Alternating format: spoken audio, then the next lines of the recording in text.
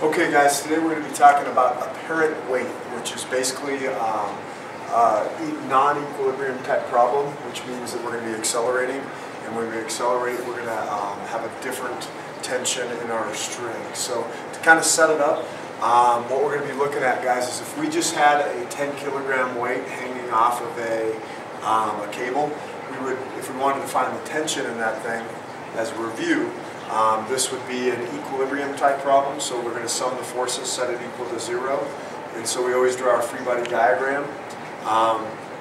In this case we have tension pulling up, and we have the weight of the block pulling down. Weight is mass times acceleration due to gravity, we get 98 newtons. So when we sum the forces and set them equal to 0, we got tension minus mg, or the weight, and tension turns out to be 98 newtons. So really simple there. If we have a 98 newton block pulling down, our tension is going to be 98 newtons pulling up. That's if we're not accelerating the block, and it's just being held stationary in equilibrium. Now, if we were to lift the block up and pull it at a constant velocity, it would still be in equilibrium, and therefore the tension would still be 98 newtons.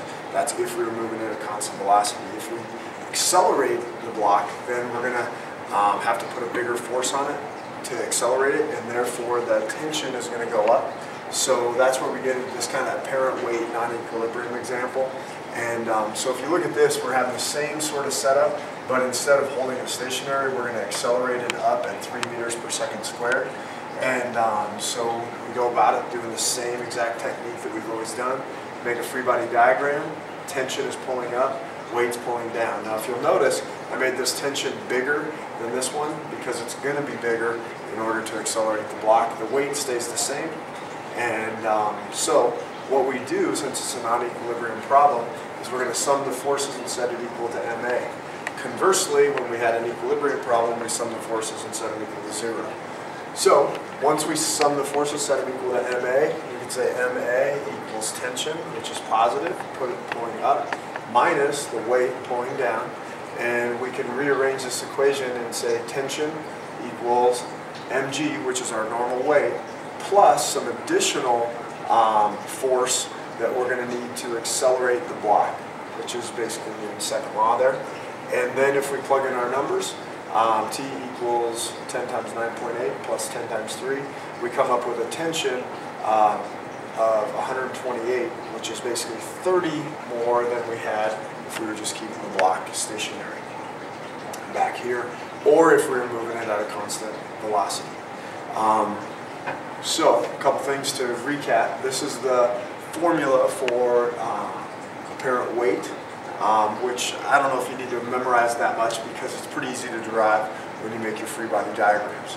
I guess one last thing, since we're here, if this is an elevator and you're in the elevator, and another way to look at these apparent weight problems would be if you have that 10 kilogram mass on a scale, if you were not accelerating the elevator at all, your scale would read 98 newtons. If we were accelerating the elevator up at 3 meters per second squared, now that scale is going to read 128 newtons. And then I guess something that I should show you here at the end, if we were accelerating this thing at 3 meters per second squared downward, then we'd look at this formula, and because the tension's pulling up, that would be positive, okay?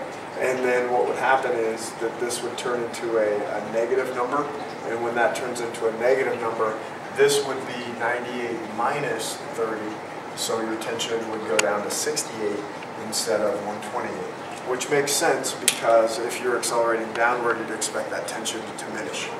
I guess the one thing I would throw at you too is if we severed this cable and cut it right there, and this thing was able to fall freely due to gravity, what would happen is this number would become negative 9.8, and when that becomes negative 9.8, your tension basically goes to 0.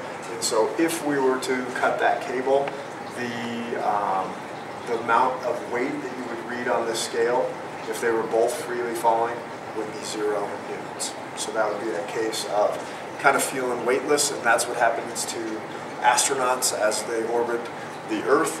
Because the space shuttle is falling, all the time, or the International Space Station is falling, they're falling inside of it, they basically appear to be weightless. And we call that microgravity, and a pretty good way to tie all of this apparent weight stuff together in a non-equilibrium type example.